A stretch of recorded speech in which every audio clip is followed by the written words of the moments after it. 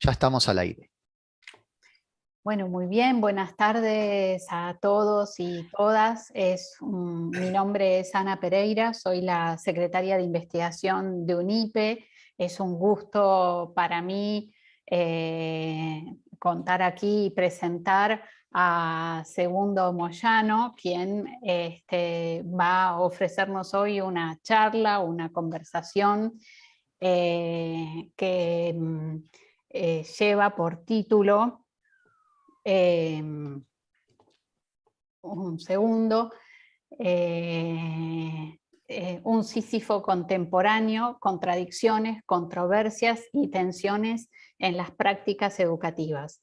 Ese es el nombre de la charla que nos va a ofrecer hoy. Segundo Moyano es educador social y doctor en pedagogía, profesor del grado de educación social en la Universidad Obrera de Cataluña, supervisor y formador de equipos educativos y miembro del grupo de investigación Laboratorio de Educación Social. Es autor de numerosas publicaciones, pero a mí me gustaría mencionar también que es autor de uno de los artículos del número inaugural de la Revista Argentina de Investigación Educativa, la RAIE, que lleva por título La escuela vaciada, de vacíos y vaciamientos en la escuela actual. Así que, bueno, contamos desde ya con la participación de Segundo Moyano en esta charla de inspiración en los mitos griegos. Así que, por supuesto, les voy a pedir que, bueno, Segundo va a exponer, a conversar con nosotros durante unos 30-35 minutos, y por supuesto, en la medida en que ustedes vayan registrando interrogaciones, preguntas y los comentarios que quieran hacerle llegar, por favor, los incluyen en el chat. También a quienes siguen por YouTube la presentación, a quienes también saludamos, les damos la bienvenida y les agradecemos el seguimiento y la participación en esta conferencia de Segundo Moyano. Bueno, con esto te dejamos la palabra. Gracias, Ana. Muchísimas gracias. Bueno, en primer lugar quiero agradecer sinceramente la invitación de la Universidad Pedagógica Nacional a participar en esta semana virtual. Es una iniciativa sin duda con una carga enorme de futuro, que es algo que vamos a tratar también en esta conversación, de pensamiento compartido, o sea que realmente es un honor y un placer poder participar en ella. También quiero dedicar unas sinceras palabras de agradecimiento al rector de la UNIPE, al doctor Adrián Canelotto, por su paciencia también y por su interés durante todos estos meses de conversación antes de poder hacer la presentación. Bueno, antes de iniciar bueno, es una reflexión, una propuesta que quiero compartir con ustedes, me gustaría señalar un pequeño evento que a la hora de preparar el texto apareció tal y como aparecen a veces estas cuestiones, ¿no? Atravesando aquello en lo que uno anda pensando, ocupándose, o bien a veces manteniéndolo en un impasse, si quieren, de reflexión, ¿no? En el año 2021, hace escasamente unos meses, se conmemoraban los 85 años del inicio del golpe de Estado que culminó con la Guerra Civil Española. Yo vivo en un país, en España, que gusta de los números redondos en las efemérides históricas. Si bien en una suerte, si quieren, de proceso de silencio histórico, vamos a llamarle así para no evitar elevar el tono excesivamente al inicio, todo aquello que tiene que ver con la guerra civil no ocupa un cierto espacio de centralidad en cuanto a conmemoraciones oficiales o incluso a veces a ejercicios de memoria colectiva. Ahora bien, recuerden, y nunca mejor dicho, que para Freud solo se recuerda lo olvidado y se olvida lo que alguna vez fue consciente. Por lo que el episodio que voy a intentar brevemente relatar como inicio de mi trabajo apareció de ese modo en que el recuerdo se hace lugar digamos que ante el olvido, ¿sí? Como decía, preparando este texto y pensando sobre el mito de Sísifo, que en unos momentos me ocupo de él, apareció una de esas figuras olvidadas en la historia del magisterio español. Lamentablemente, como tantas otras, y que afortunadamente los que hemos tenido la suerte de formarnos como educadores, como pedagogos, con maestras y con profesoras latinoamericanas, hemos podido conocer ese exilio pedagógico español. La figura olvidada a la que me refiero se llama Antonio Benayes.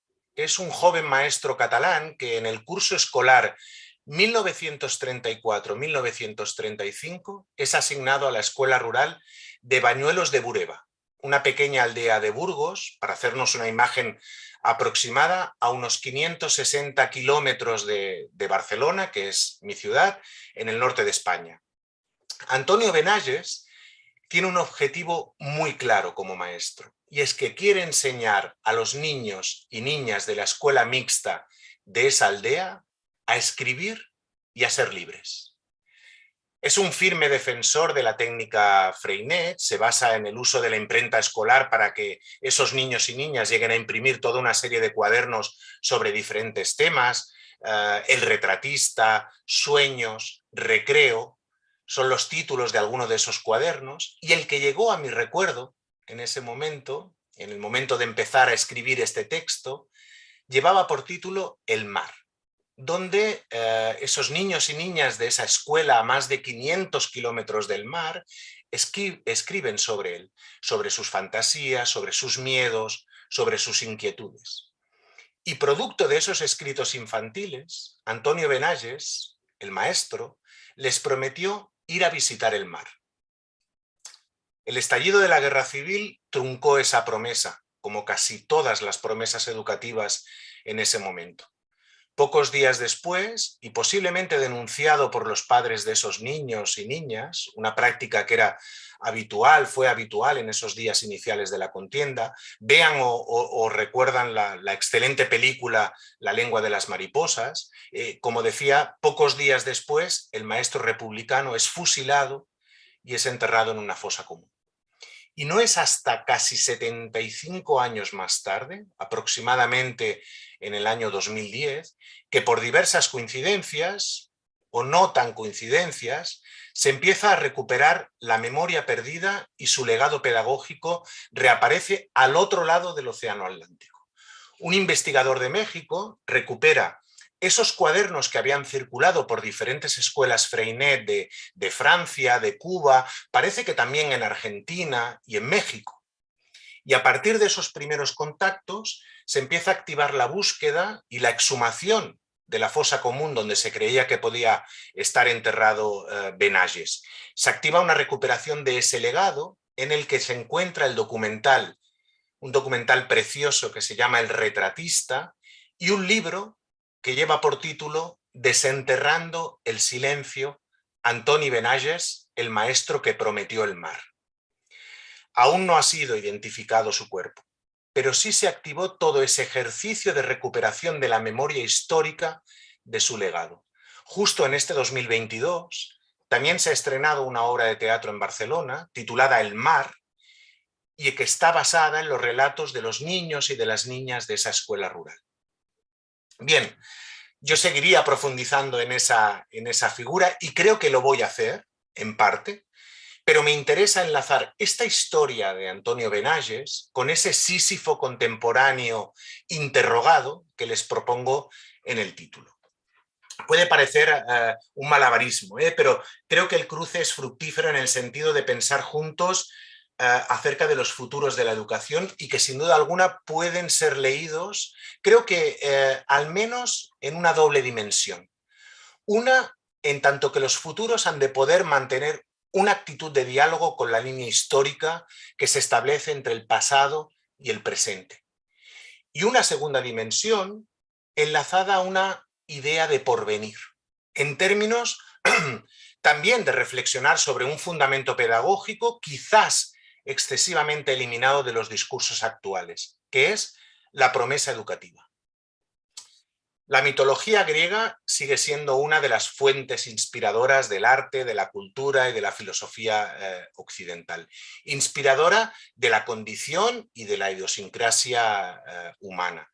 Es por ello que en tanto mitos pueden ser y son sometidos a diferentes análisis desde diferentes supuestos, con capacidad para orientar y argumentar cuestiones que en ocasiones nos enfrentan cara a cara con la propia naturaleza humana y con sus contradicciones.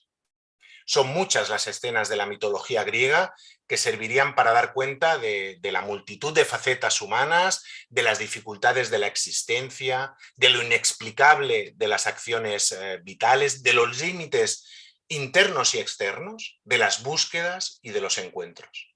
En definitiva, de todo aquello que nos define en tanto humanos.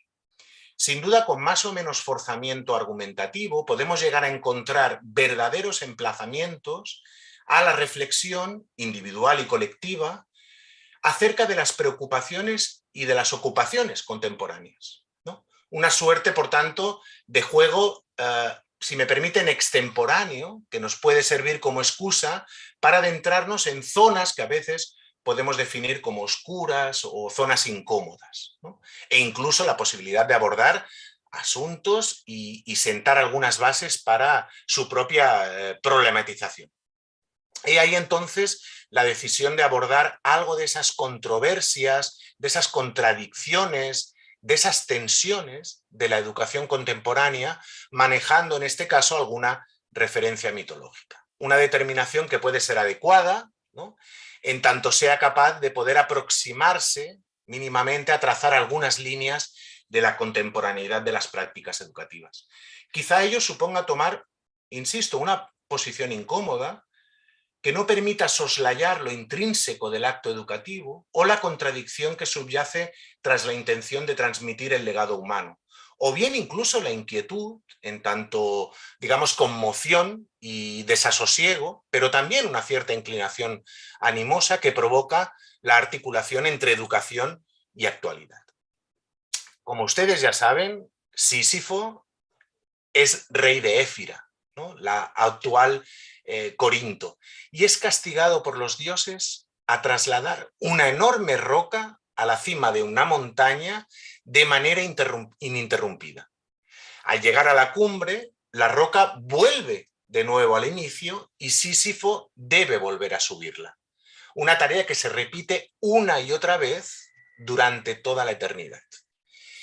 Los delitos de este Sísifo no quedan del todo claros, pero parecen incluir la osadía de haber encadenado a Tánatos, el dios de la muerte, sin violencia. Parece ser que es un motivo suficiente para un castigo que la propia mitología griega considera de lo más horrible. Es el trabajo inútil, repetitivo y a primera vista un trabajo sin esperanza, ¿no?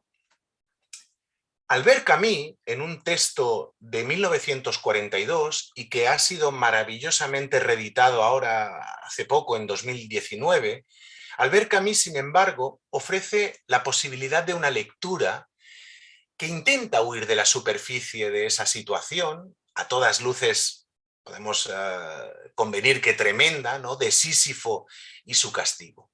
Camus se centra en diferentes aspectos que rodean esa situación y es capaz de pararse a pensar acerca del momento, en ese instante en que la roca vuelve a caer al llegar a la cima y en la posterior bajada de Sísifo para reiniciar el ascenso. Un recorrido, piensa Camus, cargado de dignidad, donde Sísifo puede llegar a pensar en su condición miserable, con una cierta clarividencia, pero a la vez, dice Camus, que es henchida de un destino absurdo, ¿no? Dignidad, clarividencia, absurdidad. ¿Son estos los elementos que hacen que un autor previamente como Bernfeld, Siegfried Bernfeld, en una obra de 1925 que tituló Sísifo o los límites de la educación, hacen que esos elementos Bernfeld insista en la analogía de Sísifo con la tarea de educar? ¿Es Sísifo una metáfora contemporánea del educador? esa dilución del esfuerzo eterno en conseguir una meta imposible, ¿acaso no contempla también trazos de otra posibilidad de entender el acto educativo? ¿De otra orientación que permita otras posiciones educativas? Si bien el texto de Berfel puede ser considerado, porque lo es, cuando uno se adentra en su lectura, un análisis crítico de la educación de su época, ¿no? de esas primeras décadas de los años 20, pero que sobre todo analiza una cierta ficción de omnipotencia, como diría Gustav Winneken, del educador, el texto de Camus no hace una referencia explícita a la educación. Sin embargo, la lectura de ambos textos puede ser una lectura cruzada y articulada para ofrecer una visión amplia a la hora de fortalecer la idea de considerar el mito de Sísifo como un punto de partida, yo creo que privilegiada, excepcional, para situar lo que Berfel considera un aspecto fundamental: la eternidad que atraviesa los esfuerzos vanos de Sísifo como punto de apoyo para subrayar la necesidad fundamental que tiene la educación de admitir y de asumir sus propios límites. Y esta asunción creo que constituye, si quieren paradójicamente, la apertura de las posibilidades educativas. El binomio límite y alcance de lo educativo, de la educación, viene a configurar la apuesta de futuro que entre ellos hace Berfel, es decir, un educador que conoce los límites de la educación puede huir de la omnipotencia y del idealismo, dejando así espacio suficiente para que algo del acto educativo pueda acontecer. Introducirse en esos textos de Berfel o de Camus para poder acercarse al mito de Sísifo y desmenuzar los matices en relación a la educación supone también definitivamente un proceso de decisión a la hora de poder realizar una lectura vinculada al campo de las prácticas educativas. La imagen de lo absurdo, la cima de la montaña, la roca, el esfuerzo eterno, el retorno ininterrumpido, la impotencia manifiesta, la lucidez instantánea, son reverberaciones y ecos que resuenan en torno a una de las actividades humanas por excelencia, la educación. Y tanto Berfel como Camus parecen considerar que esas actividades humanas no están exentas de contradicciones, de controversias y de tensiones. Aunque convendrán conmigo que también, acompañando a esas contradicciones, a esas controversias y a esas tensiones, nos encontramos muchas paradojas, límites y algunos obstáculos en las propias prácticas educativas.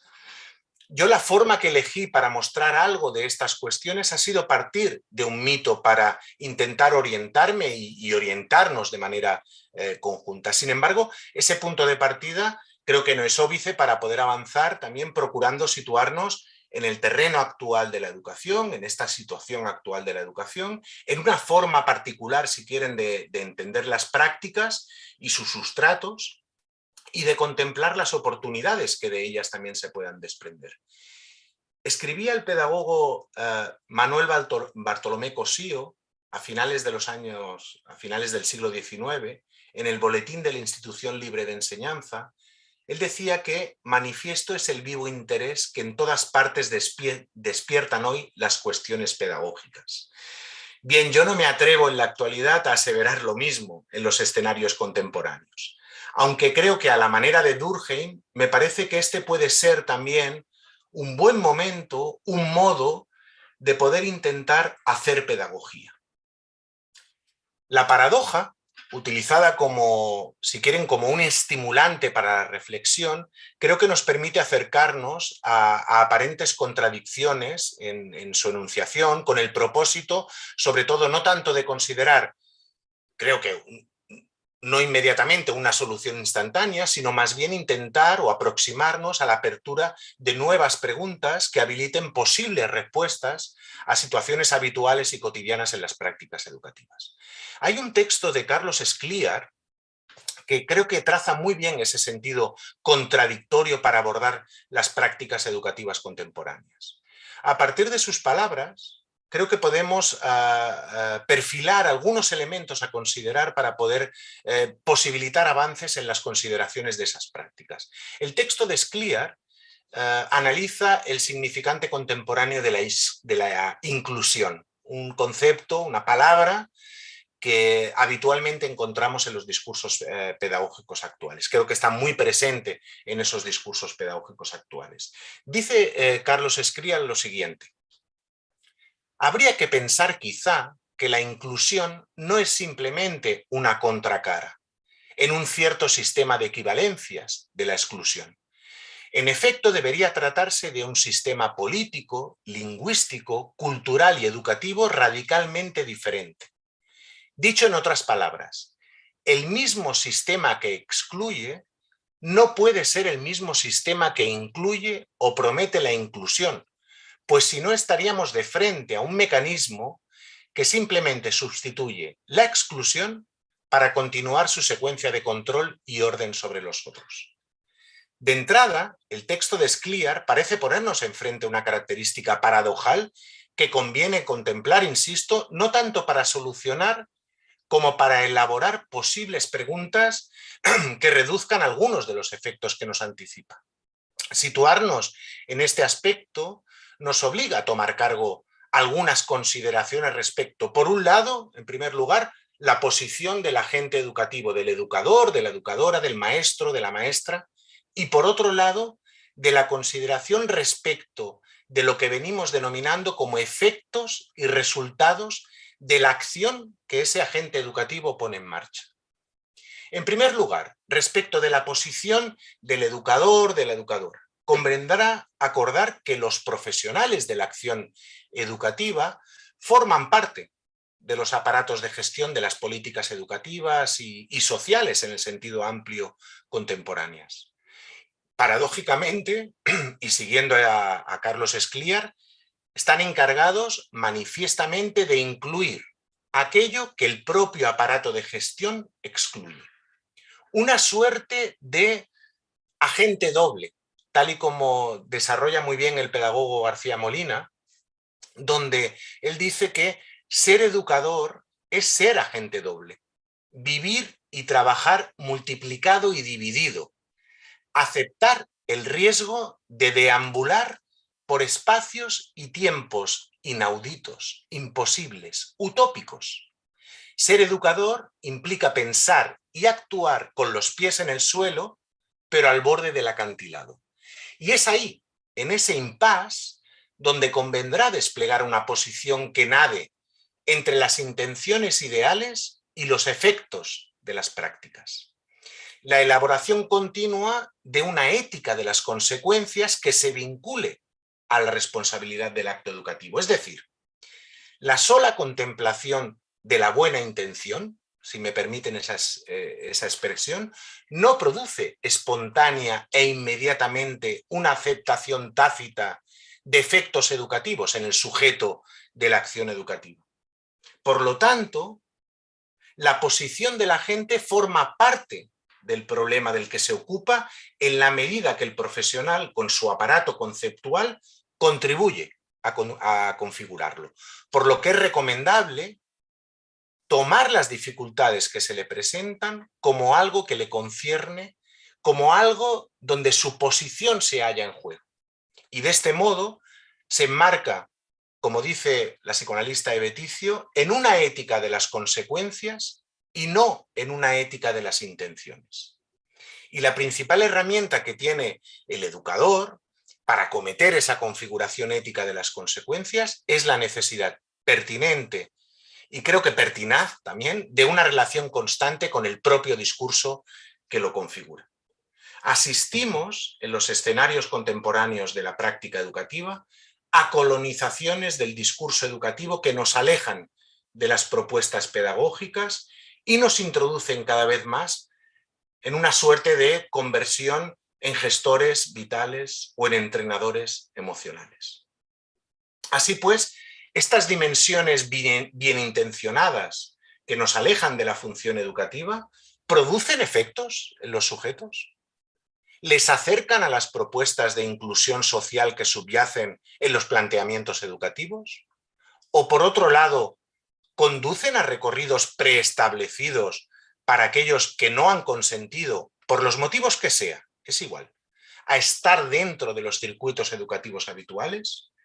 Sin duda son preguntas que nos aproximan a reconfigurar aspectos fundamentales de nuestras propias prácticas educativas. Y en segundo lugar, yo creo que es prudente también situar una diferenciación que ejemplifica la actualidad de la educación en los términos en los que me vengo situando. Nos referimos al establecimiento habitual de una correspondencia casi analógica, en la mayoría de las ocasiones, entre lo que entendemos por resultados y lo que entendemos como efectos de las prácticas educativas. A ver, indudablemente nos hallamos ante dos palabras sinónimas.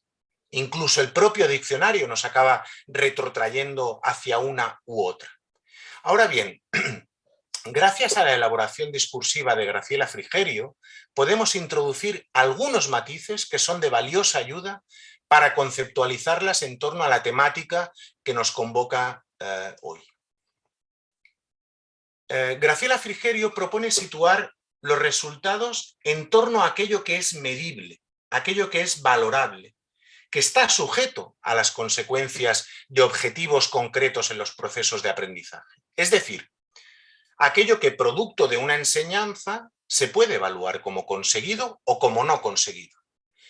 A diferencia de la consideración de los efectos propios de una actividad incalculable e inasible como es la educación. Es decir, mientras los resultados se sitúan en el entorno del aprendizaje, los efectos lo hacen alrededor de la educación. Yo creo que es un interesante matiz que nos permite constatar que aprendizaje y educación no son lo mismo y que parece que últimamente lo estamos olvidando y que ya lo señalaban Kant o Herbart o Nator. Es decir, que mientras el aprendizaje supone la posibilidad de descubrir y asir los diferentes conocimientos de lo humano, la educación, por su parte, supone precisamente la puesta a disposición de esos aprendizajes, la captura para la construcción subjetiva y la relación con el mundo. Una diferenciación que se cimenta, si quieren, en el tiempo y en la puesta a prueba de lo aprendido. Las formas, entonces, de abordar la condición paradojal de la educación alrededor de los efectos producidos ante sus finalidades requieren asentar un discurso pedagógico que ubique precisamente, aunque pueda parecer una butad, lo educativo de la educación. Aquello previsto no tanto para la inmediatez del presente, sino más bien para lo enigmático del porvenir. La elaboración, por lo tanto, de respuestas a la paradoja produce tomarla a cargo y situar otro de los elementos que el mito de Sísifo nos ha permitido poner en el mapa de la reflexión: los límites de la educación. Considero cada vez más que poder articular de manera precisa las posibilidades educativas que tienen las prácticas es posible si se es capaz de esbozar sus propios límites. ¿Cómo? Creo que hay algo de una suerte de convicción alrededor de la premisa de que la educación no lo puede todo, ya que como práctica social cuenta con límites sociales, por ejemplo, el propio discurso de época, con límites institucionales, los marcos o las estructuras acotadas que nos podemos encontrar en la actualidad, el límite del propio agente de la educación, en tanto que también es un sujeto social, y por supuesto los límites de los propios sujetos de la educación, apelando un poco también a algo que tiene que ver con la propia responsabilidad y con la capacidad de decisión frente a la propia oferta educativa. Unas ideas que tienen resonancia en las propuestas de Berfel, en la obra que ya les comenté, en Sísifo o los límites de la educación, donde precisamente Sísifo está condicionado por límites tanto externos como internos, acotando el proyecto educativo a una cierta pedagogía de los límites. frente precisamente a una percepción muy contemporánea que parece optar por poner en primer plano una cierta omnipotencia. Y solo estando advertidos de manera constante de esos límites, creo que entonces la educación puede acontecer como un acto político, en forma de una resistencia responsable que no condena al sujeto a aquello que Hannah Arendt decía muy bien, de no librarse a sí mismo, sino que más bien opera contemplando que esos límites intrínsecos a la actividad educativa son los que proporcionan precisamente la posibilidad de construir unos alcances posibles. Esto es, incorporando de nuevo una paradoja, hacer posible la imposibilidad de la educación. No es lo mismo subrayar lo imposible de la educación o lo imposible en la educación que afirmar que la educación es imposible.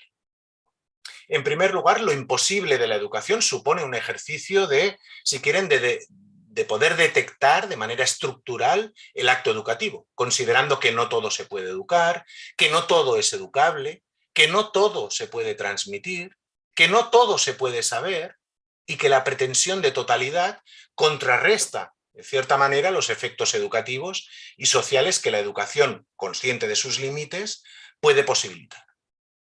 Como dice Philippe Mérieux, lo normal es que en educación las cosas no funcionen. Es decir, insistimos, ¿no? Un intento pedagógico de partir de los límites para poder hacer emerger algo de las posibilidades. En segundo lugar, lo imposible en educación, que creo que es un tono, o que tiene un tono marcadamente más práctico, ¿no? Más referido a la coyuntura y al quehacer cotidiano de lo educativo. Y que remite a preguntarse sobre qué de nuestras prácticas es imposible.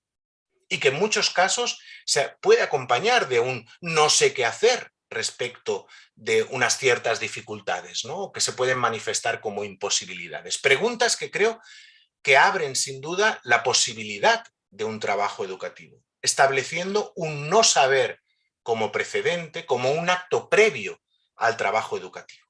Es decir, plantear un no sé qué hacer abre una posibilidad de reflexión sobre la posibilidad de hacer.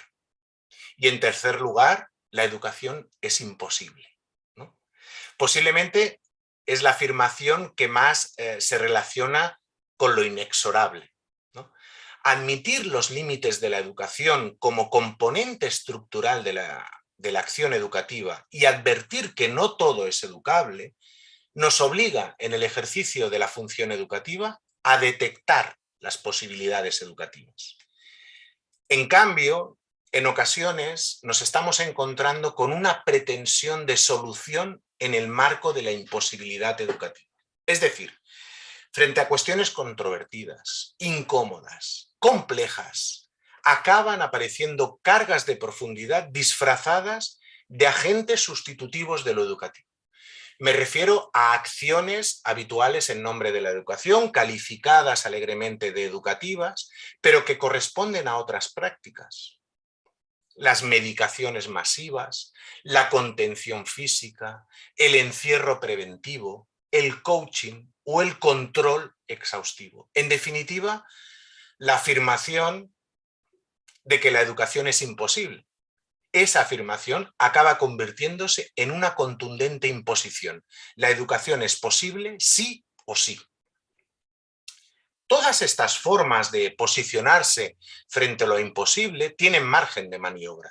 Obedecen a posiciones epistemológicas respecto de la educación, pero también a posiciones políticas respecto del papel de la educación en las prácticas educativas y sociales, el lugar del discurso pedagógico en la actualidad, así como de la función educativa, la posición del profesional de la educación y la ética del trabajo educativo.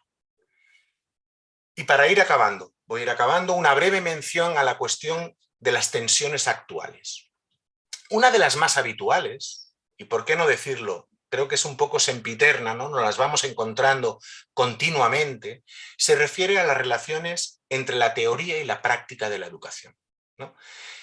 causa muchas veces de controversia constante tanto en los planos académicos como en los planos prácticos, en los planos profesionales, formando incluso parte del lenguaje cotidiano respecto de muchos de los temas pedagógicos actuales. Por tanto, esas relaciones pueden ser leídas desde diferentes perspectivas, desde una dimensión excluyente en formato, si quieren, de posturas casi que irreconciliables, ¿no?, hasta una dimensión de una fusión teórico-práctica, pasando incluso por diferentes modelos de maneras o formas de definir esa articulación entre teoría y práctica. Y entre esas relaciones voy a elegir tres que me encuentro habitualmente en el trabajo que realizo con educadores, educadoras en diferentes instituciones educativas. La primera de ellas es aquella que sitúa a la teoría como un cierto impedimento para la realización de la práctica educativa. Una observación que inevitablemente nos acerca a poder preguntarnos qué hace obstáculo entre aquello que analiza, propone y manifiesta una teoría educativa y la puesta en práctica de esa teoría. Y sin duda en ocasiones vemos cómo se presenta a la teoría como un recetario que aporta soluciones, alejada muchas veces de las ocupaciones más prácticas, ¿no? Y el obstáculo radica precisamente ahí. ¿Qué es la teoría para la práctica? E incluso, ¿qué es la práctica para la teoría? Un modelo de aplicación práctica en el campo educativo no supone una traslación directa, una copia, si quieren, al modo platónico. Ciertamente los educadores se encuentran en sus recorridos formativos y profesionales con propuestas teóricas que dicen a veces incluso lo que hay que hacer, o que asumen ese papel de recetarios, de actuaciones, de cualidades personales incluso, y de categorizaciones de los propios sujetos a los que hay que atender. La teoría educativa puede aparecer también como una orientación, un lugar donde poder acudir a preguntar y a preguntarse sobre las cuestiones que aparecen en la práctica. En cierto modo, podemos afirmar que aquello que aparece como impedimento puede estar señalando una posibilidad de trabajo, de interrogaciones acerca de ese trabajo y, ¿por qué no?, de un soporte para la reflexión. La segunda de las relaciones en las que habitualmente me encuentro se refiere a la dificultad incluida, ya por sí, al traslado de las proposiciones teóricas a la práctica educativa.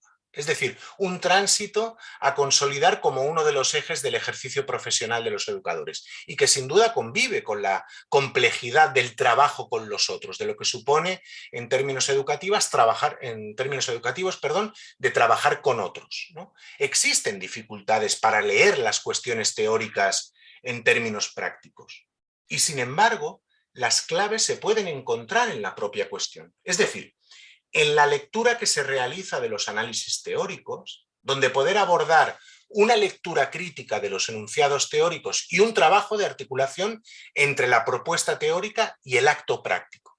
Y esto comporta el ejercicio de pensar qué posición profesional se asume respecto de ese trabajo y donde el acto de pensar conlleva en realidad una posición teórica respecto de la propia práctica.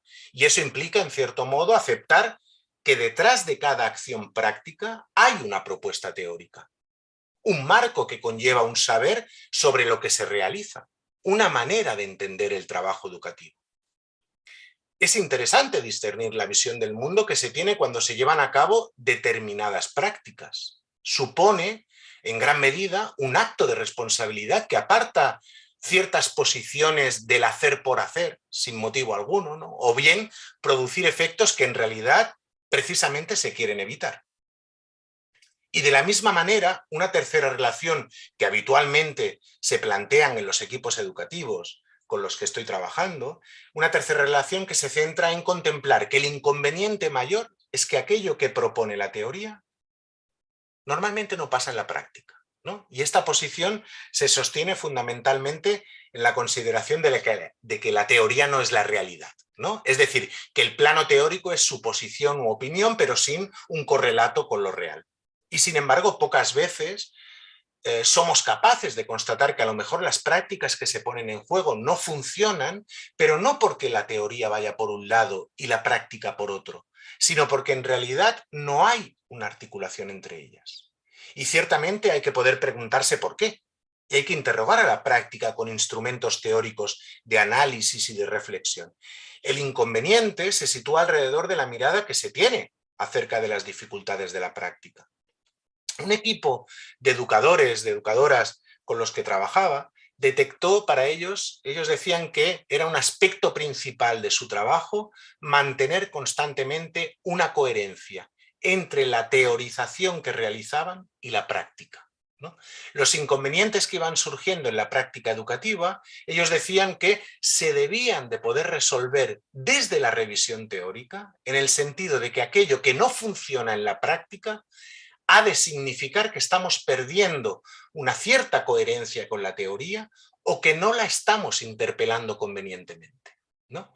Estos educadores, estas educadoras planteaban un desafío respecto de qué hacer con los inconvenientes de la práctica. Planteaban que buscar la solución solo en la práctica no es otra cosa que cambiar el problema de lugar, con el añadido de que este cambio comporta unos efectos diferentes a los que inicialmente se pensaron o de los que inicialmente se esperaba alguna cosa. Bien, hasta aquí pues un poco también el recorrido que emerge a partir del que realiza eternamente Sísifo, ¿no?, para cumplir el castigo de los dioses. Un trayecto que aglutina algo de las contradicciones, de las controversias, de las tensiones de la educación contemporánea, atravesada también por los efectos de la situación de pandemia global que estamos viviendo. Su existencia es consustancial a la educación y, por tanto, a aquellas prácticas que comportan acciones educativas intencionadas y sistematizadas. Y esa existencia supone la aceptación que probablemente son persistentes, insistentes en la labor educativa cotidiana, permanecen y no desaparecen. Y es por ello, por lo tanto, que hacerlos presentes, que afrontar esas cuestiones pueden generar ciertos efectos de inquietud, de empuje hacia la búsqueda de otras alternativas, de otras maneras de trabajar en el campo de la educación. La generación de inquietudes, al dejarse atravesar por las contradicciones, por las controversias, por las tensiones, por las paradojas intrínsecas a la educación, significa también considerar la apertura de lo pedagógico en las prácticas educativas. Y cada vez más. En efecto, la inquietud como conmoción implica inclinar el ánimo hacia algo, darle un lugar, a la vez que rescata un inconformismo ante la presentación de las prácticas educativas como un mero ejercicio de ayuda o de control o de vigilancia o incluso de exclusión social. Abrir pues lo pedagógico en un formato contemporáneo es no conformarse con los planteamientos que obturan las posibilidades de un trabajo educativo, de un trabajo social y cultural. Y de ahí la pregunta del título. ¿Es Antonio Benalles un Sísifo contemporáneo? ¿Cómo actualizar, no desestimar, cómo contemplar los agujeros de la promesa educativa? Haciendo un trabajo exhaustivo que nos compromete a todos en la dirección de hacer contemporánea la promesa educativa. ¿Cómo hacer actual, en definitiva, ese prometer el mar? Muchas gracias. Segundo, no, muchas gracias a vos.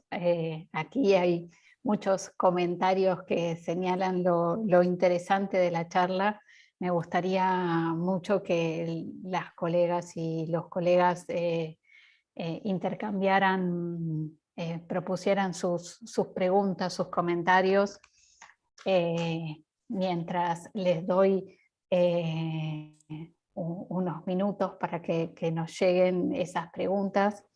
Me gustaría a mí preguntarte sobre el lugar que vos le asignarías a la formación y particularmente a la formación permanente de docentes en la posibilidad de esta ruptura del ciclo infinito de la meta imposible de que todos lean, escriban y sean libres.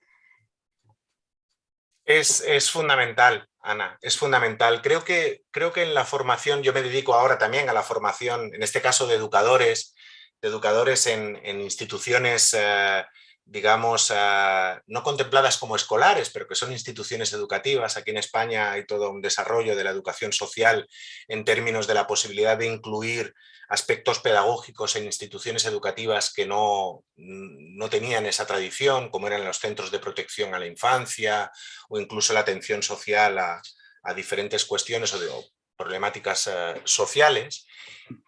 Y el papel de la formación creo que tiene un valor fundamental a la hora de poder incluir sobre todo esa idea de que, y perdón por decirlo así igual crudamente, pero hay que poder transmitir que la educación no lo puede todo, ¿sí?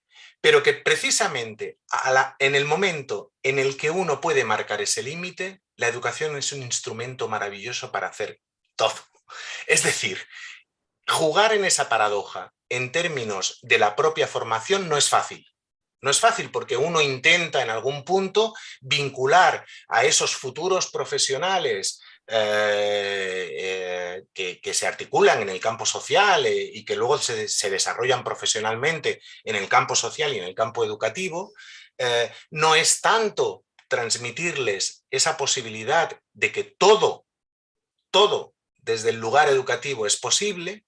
En el momento en el que uno puede marcar ciertos límites, se abren unas posibilidades en los que es curioso porque uno se acaba encontrando con que la aparición o la emergencia de ciertas preguntas sobre eso habilitan que haya un cierto trabajo de invención. Por lo tanto, eso en términos de planteárnoslo como un eje fundamental de la formación de educadores en el sentido más amplio, creo que ahora, en estos momentos, es fundamental.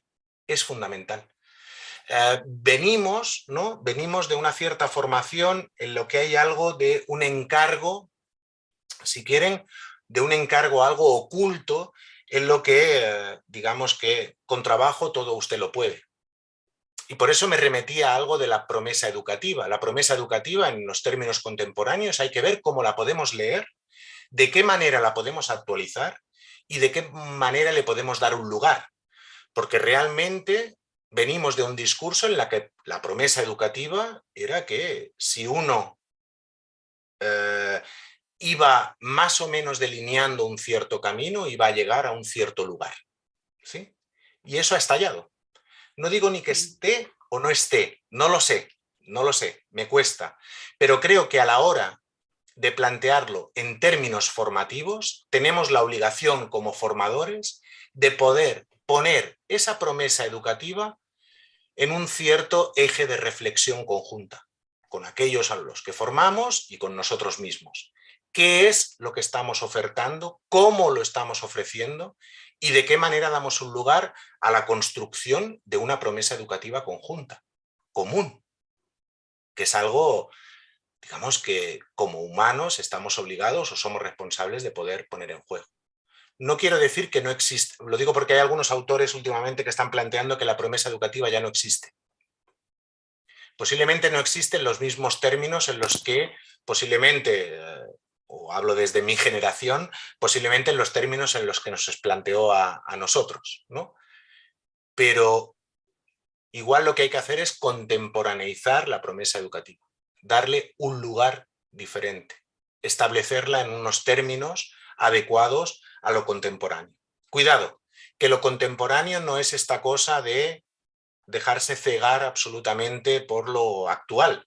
Lo contemporáneo, insisto en lo que decía al principio de la charla, es poder establecer una cierta línea histórica con nuestro pasado, con nuestro presente y con nuestro porvenir. Es decir, ahí es donde debemos construir algo de esa promesa. Y creo que en los formatos de la formación permanente, de la formación inicial, por supuesto, ¿no? Pero de la formación permanente es algo que debemos poner encima de la mesa, sin tener una solución, insisto en lo que decía también en la charla, es decir, no tenemos una solución, pero sí que o tenemos la obligación, la responsabilidad de poder establecer algunos ejes de interrogación para ver qué respuestas podemos construir. Claramente, sí, sí. Bueno, aquí llegan intervenciones y participaciones de los colegas. Gachi Salazar, que dice que es interesante el planteo de posibilidades y límites, también en las relaciones con las ideas de pensadores de diferentes disciplinas, claramente. También Leslie, que pregunta por qué tan posible es la educación digital en tiempos de pandemia, tal vez a propósito de esto que decías recién, ¿no? O sea, una de las tensiones entre lo común y lo digital. Luego, por supuesto, textos, piden textos de tu autoría. Ahí pasé lo del artículo de la revista. Y hay ahí una pregunta más larga que dice: ¿es más trascendental en la contemporaneidad llevar acciones para que, en definitiva, al intentar construir la promesa educativa, A, te arrojen mientras tanto a una fosa común, B, no te arrojan a la fosa común, pero te imposibiliten llevar a cabo las acciones en el área netamente educativa? Paula, me parece, bueno, creo que es Paula Santamaría, que Paula Santamaría. he visto la pregunta porque me ha llamado la atención y pensaba, es verdad, a la hora del momento de analizar esas cuestiones, uno puede tener esa mirada en la que tomar diferentes posiciones frente a los retos o incluso frente a los encargos, a veces muy ocultos también, ¿no?, de la propia contemporaneidad, y sobre todo en el ámbito educativo, se complejizan muchísimo, ¿no? No sé si evidentemente ninguno de nosotros quiere que nos arrojen a una fosa común, ¿no? Por supuesto, pero siempre, y a lo mejor tiene que ver algo con la propia trayectoria de uno, ¿no? Pero creo que el legado, en este caso, por tomar el mismo ejemplo de este maestro catalán, Antoni Benages, que sigue en una fosa común, curiosamente nos ha permitido poder hablar de algo que tiene que ver con la posibilidad de redefinir la promesa educativa, ¿no? Nunca voy a decir que eso signifique que ese martirio da lugar a la posibilidad de reflexión. Ojalá eso no hubiera pasado nunca, ¿no? Pero poder analizar esa línea de pasado en relación al propio legado, creo que sí nos permite, por lo menos en la actualidad, ver cuál es esa fosa común, ver qué es lo que hace que uno acabe ahí o no, y ver qué elementos uno puede rescatar para que precisamente esas acciones que lleva a cabo no queden escondidas, no queden ocultas en ciertas cuestiones que a veces se plantean como educativas. Y me explico, muy brevemente. Es cierto que muchas de las políticas actuales imposibilitan llevar a cabo las acciones que uno cree que son educativas, ¿sí? Ahí la cuestión es cómo uno se posiciona desde el punto de vista político. ¿Qué lugar le da a la resistencia de eso? Es decir, ¿cómo estamos leyendo los encargos educativos actuales? Me da la sensación que a veces leemos los encargos educativos de una manera acrítica. Es decir, hay que hacer esto, lo hacemos. Les voy a poner un ejemplo que hace poco debatimos con los estudiantes y que hemos trabajado a partir de las aportaciones de una pedagoga argentina que la verdad nos ayudó muchísimo a entender esa cuestión, que es Ana Abramovsky. Ella planteó toda una serie de cuestiones en relación a la educación emocional. No sé qué pasa exactamente en la Argentina en ese sentido, algo, digamos, lo hemos podido leer y digamos, conectar con colegas, pero aquí en España la educación emocional ha colonizado absolutamente el discurso pedagógico. Totalmente. ¿Qué quiero decir con eso? Si uno no es capaz de leer en el encargo actual, es imposible que pueda llevar a cabo acciones educativas en el sentido fuerte, digamos, de lo constitutivo de la educación. Es decir, cómo uno puede transmitir un cierto legado de lo cultural, de lo social, de lo educativo, en términos realmente de una transmisión efectiva de eso.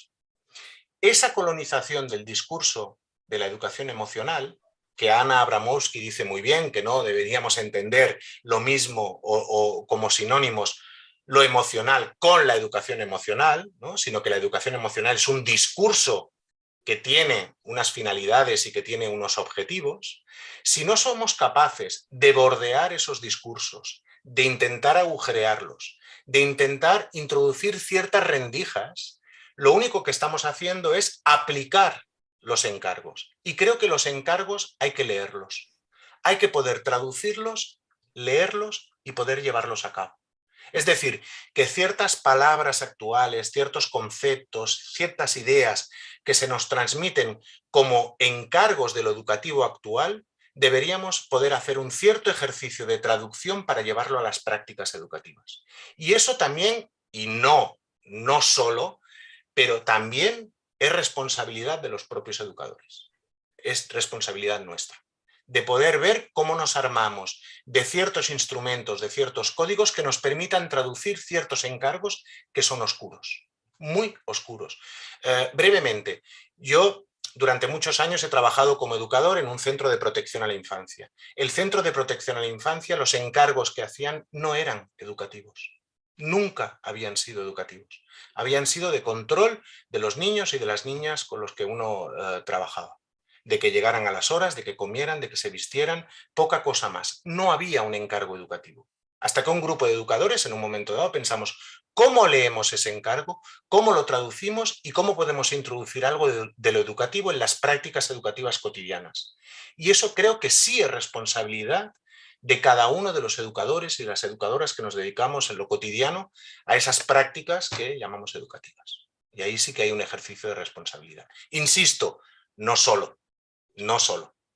Hay que poder apelar, digamos, evidentemente, a poder remover y a resistir en relación a las políticas sociales y las políticas educativas actuales, por supuesto.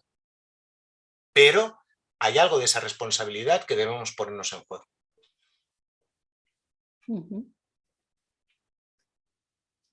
Bien, muy bien. Bueno, tenemos una pregunta también de Beatriz, que dice: la promesa educativa fue la que de manera inconsciente permitió salir de la fosa inicial en que parecía que había caído la escuela cuando la pandemia se instaló en el mundo. Y ella agrega, porque en ese momento se cayeron las teorías y hubo que reconstruirla a través de una nueva práctica. Sí, Beatriz, totalmente de acuerdo contigo. Esa pregunta es fundamental y creo que es importante situarla en términos de una cierta guía, de una cierta orientación. Es decir, cómo en esos momentos, creo que no de una manera totalmente inconsciente, en eso, digamos, ahí lo podríamos conversar más.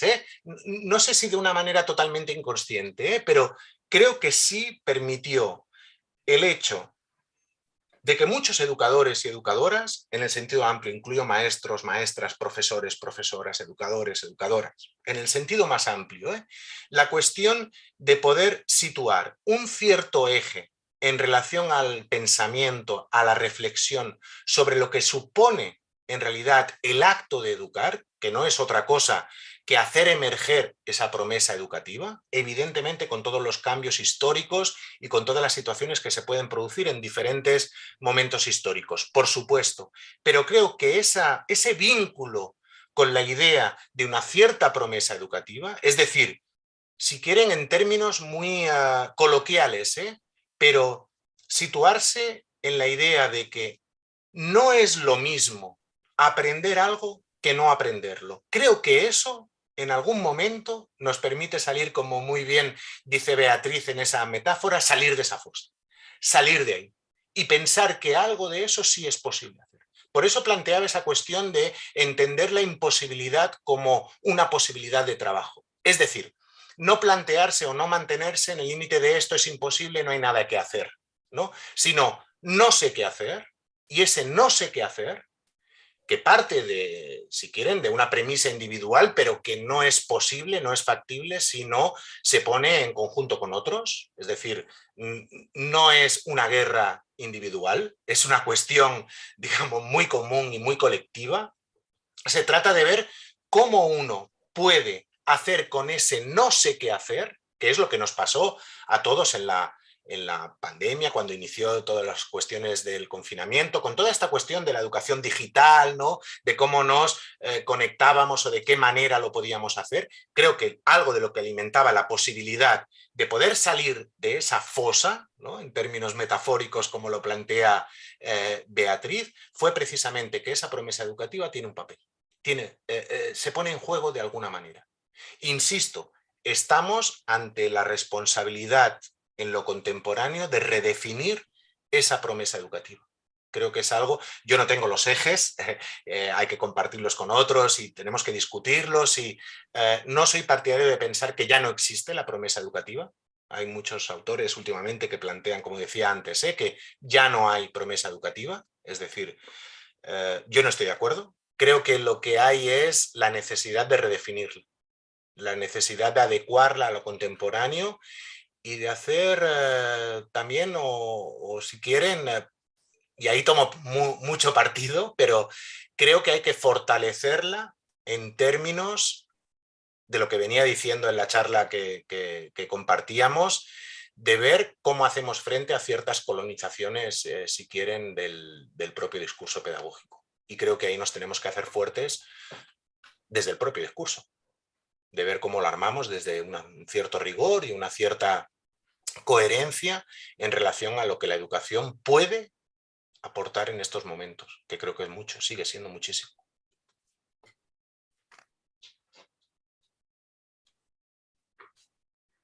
Bueno, segundo, creo, si no hay más preguntas, solo agradecerte. La verdad es que nos permite pensar muchísimas cosas.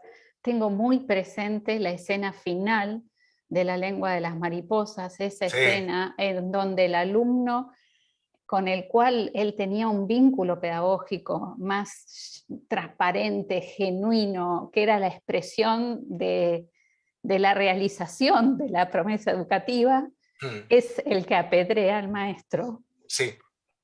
Creo que eso como educadores nos tiene que poder situar en esos límites complejos, a veces difusos, ¿no? de la manera de entender esa promesa educativa, ¿no? Recuerdo siempre un educador, acabo, Ana, recuerdo siempre un educador, un amigo mío y colega, y trabajamos muchísimo tiempo juntos, que me decía: los educadores estamos condenados a ser olvidados, ¿no? Él lo decía de una manera un poco más, digamos, un poco más cruel, ¿no? Porque decía que los educadores estamos condenados a morir, ¿no? Como educadores, ¿no? Pero a la vez, luego, de manera casi continua, decía: bueno, hay algo de eso que puede perdurar en el tiempo, ¿no? Sería interesante ver qué pasa con ese alumno, ¿no? Cuando posiblemente pasen 15 o 20 años y cómo emerge el recuerdo y el olvido en relación a eso. Yo les recomiendo muchísimo, les recomiendo mucho el documental, este documental que les decía, es un documental que no sé si se verá en pantalla, es un documental que se llama El retratista, que explica la historia de Antonio Benalles. Creo que se puede encontrar por internet y pueden acceder tranquilamente, porque para mí ese título es muy premonitorio, precisamente, Ana, de eso que tú planteas, ¿no? Ese maestro que prometió el mar. Es muy interesante escuchar a los que fueron los niños y las niñas de esa escuela en el año 35, en el año 36, justo antes del inicio de la Guerra Civil. Es muy interesante escuchar la voz de esos niños y de esas niñas, cómo actualizan algo precisamente del recuerdo del trabajo, pese a que sus padres fueron los que delataron a este profesor, ¿no? A este maestro. En esas paradojas nos movemos, Ana. Es cruel posiblemente y esperanzador a la vez. Y esperanzador a la vez.